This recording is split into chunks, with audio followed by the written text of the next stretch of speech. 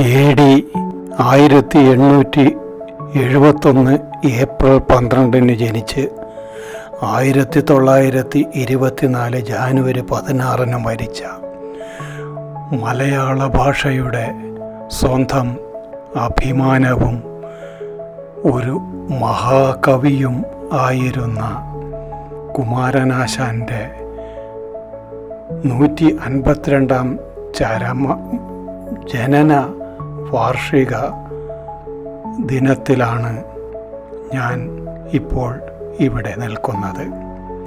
തോന്നയ്ക്കലുള്ള ആശാൻ എഴുതി വളർന്ന the Kumaranasan national institute of culture എന്ന സെൻറ്ററിലാണ് ഇപ്പോൾ ഞാൻ നിൽക്കുന്നത്. ഇതാണ് ആശാൻ താമസിച്ച, ആശാൻ എഴുതിയ വീടും എഴുത്തുപുരയും. ഈ കാണുന്നതാണ് ആശാൻ്റെ എഴുത്തുപുര. ആശാൻ്റെ വീട്ടിനോടനുബന്ധിച്ചുള്ള ഈ പുൽത്തകിടിയിലാണ് ഇപ്പോൾ ഞാൻ നിൽക്കുന്നത്. എഴുത്തുപുരയോട് തൊട്ടടുത്തതായി കാണുന്നതാണ് അദ്ദേഹം താമസിച്ച വീട്.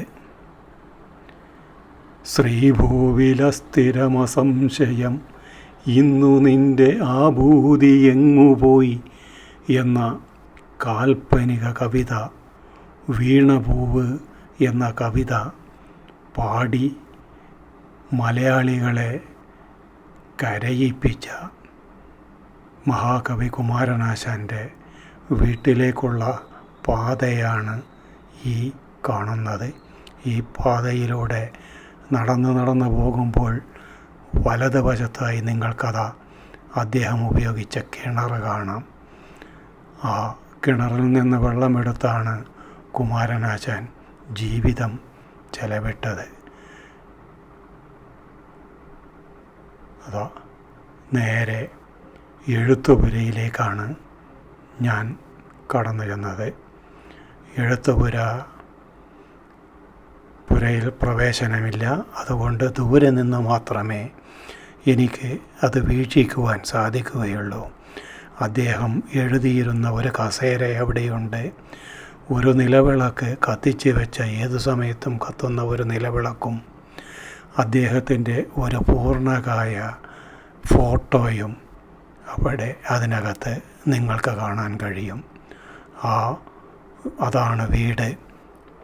ആ വീട്ടിൻ്റെ മുൻവശത്തായി ഒരു 2 ഏക്കറോളം സ്ഥലം കുമാരനാശാൻ നാഷണൽ ഇൻസ്റ്റിറ്റ്യൂട്ട് ഓഫ് കൾച്ചറിന് വേണ്ടി കേരള ഗവൺമെൻറ് ഏറ്റെടുത്തിട്ടുണ്ട്. ഇതാ കിണർ ഒന്നുകൂടി നിങ്ങൾക്ക് കാണാം. അവിടെ നിന്നു നോക്കുമ്പോൾ നിങ്ങൾക്ക് ആശാൻ്റെ ഗതകാല സ്മരണകളും അദ്ദേഹം സഹിച്ച ത്യാഗങ്ങളും ഭാഷയ്ക്ക് അദ്ദേഹം നൽകിയ സംഭാവനകളും ഓർമ്മയിൽ ഓടിയെത്തും. ഇത് കാനായി കുഞ്ഞിരാമൻ, വിശ്വപ്രസിദ്ധ ശില്പിയായ കാനായി കുഞ്ഞിരാമൻ്റെ ജലകന്യക എന്ന ഒരു കാവ്യശില്പമാണ്. ജലകന്യക, ജലത്തിൽ മലർന്നു കിടക്കുന്ന ഒരു കന്യകയുടെ കോൺക്രീറ്റ് രൂപം കൊത്തിവെച്ചിരിക്കുന്നു. ജലകന്യക ഒരു കാവ്യശില്പമായിട്ടാണ് കാനായി കുഞ്ഞിരാമൻ ഇത് ഡിസൈൻ ചെയ്ത് ഇത് നിർമ്മിച്ചത്. അവിടെയുള്ള തകിടിയിൽ ഇങ്ങനെ ഉലാത്തുമ്പോൾ നിങ്ങൾക്ക് കാണാം ജലകന്യകയുടെ അഴിച്ചിട്ട വാർമുടി, തലമുടി, സുന്ദരമായ തലമുടി. അതാണ് ജലകന്യകയുടെ തലമുടി. തൊട്ടടുത്തതായി നിങ്ങൾക്ക് കാണാൻ സാധിക്കും, അങ്ങോട്ടേക്ക് പോവുകയാണ്. ദുരവസ്ഥ എന്ന കൃതിയെ ആസ്പദമാക്കി ഒരു കാവ്യശില്പം കൂടിയുണ്ട്. ദുരവസ്ഥയുടെ ഒരു കാവ്യശില്പം, കോൺക്രീറ്റിൽ തീർത്ത കാവ്യശില്പം. ദുരവസ്ഥയെക്കുറിച്ച് 2 വാക്ക്. ഒരു ജാതി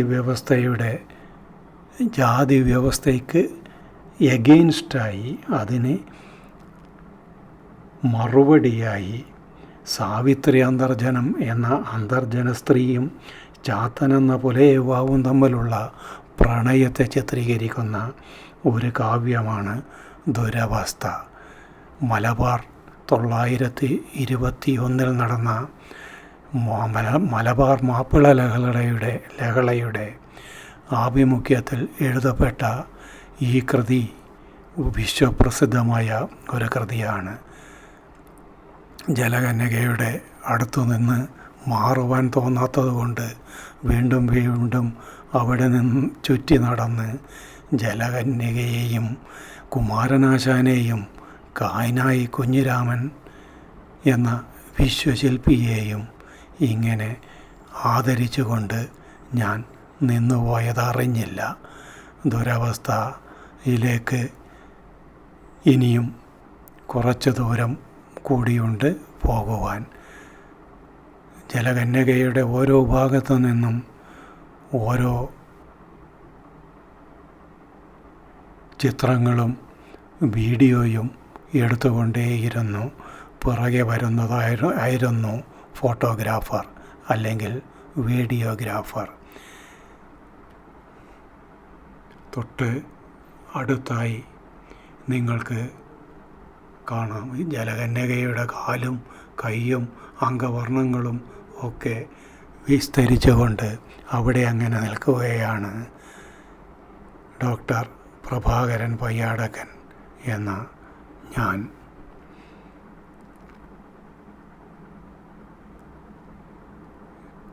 ഇനി കുറച്ചു സമയത്തേക്ക് ആശാൻ്റെ കൃതികളെപ്പറ്റി ഞാൻ സംസാരിക്കാം.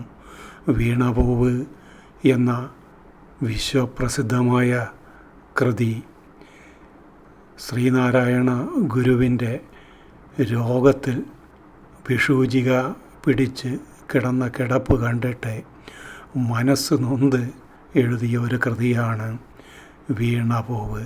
ഹാ പുഷ്പമേ അധികതുങ്കപഥത്തിലെത്ര ശോഭിച്ചിരും ഇതൊരു രാജ്ഞി കണക്കയെ നീ. നമ്മുടെ മനുഷ്യ ജീവിതത്തിൽ ഈ ഒരു അടിസ്ഥാനവുമില്ല. നമ്മൾ നശ്വരന്മാരാണ്, നശിക്കുന്ന നശ്യമാണ് മനുഷ്യ ജീവിതം. നിങ്ങൾ ആധ്യാത്മികത്തിലേക്ക് തിരിഞ്ഞു പോകൂ എന്നാണ് കവി വീണപൂവിലൂടെ, കവി എന്ന് പറയുന്നത് കുമാരനാശാൻ, വീണപൂവിലൂടെ വിസ്തരിക്കുന്നത്. ഇതാ ജലകന്യകയുടെ അടുത്തേക്ക് നടന്നു നീങ്ങുകയാണ്. ഞാൻ പറഞ്ഞു സാവിത്രി അന്തർജനവും ചാത്തനും തമ്മിലുള്ള ജാതി വ്യവസ്ഥ കൊടുമ്പിരി കൊള്ളുന്ന 921 കാലഘട്ടത്തിലെ ഒരു ചരിത്ര സംഭവത്തെ ആസ്പദമാക്കി എഴുതിയതാണ് ദുരവസ്ഥ. ആ സമയത്ത് ഹിന്ദു മതത്തിൽ ജാതി കൊണ്ട് തൊട്ടുകൂടാത്തവൻ, തീണ്ടിക്കൂടാത്തവൻ, ദൃഷ്ടിയിൽപ്പെട്ടാലും മാറ്റി നിർത്തേണ്ടവർ, ഇങ്ങനെ ആൾക്കാരെ തരം തിരിച്ച് മാറ്റി നിർത്തി അധകൃതരായിട്ട് കണക്കാക്കി ഇരുന്ന ഒരു കാലമുണ്ടായിരുന്നു. ആ കാലത്തിനെതിരെ ഹൃദയവേദനയോടുകൂടി അധസ്ഥിത ജാതിയിൽ ജനിച്ച ഒരു ആളായ ആശാൻ എഴുതിയ ഒരു വിശ്വപ്രസിദ്ധ കാവ്യമാണ് ദുരവസ്ഥ. ആ ദുരവസ്ഥയുടെ കാവ്യശില്പം ശില്പിയുടെ രൂപത്തിലാണ് ഇവിടെ ഈ വീഡിയോയിൽ നിങ്ങൾ കാണുന്നത്. ആശാൻ്റെ മറ്റുള്ള കൃതികൾ ചിന്താവിഷ്ടയായ സീത അനുഭവിക്കുന്ന വ്യഥകളും വേദനകളും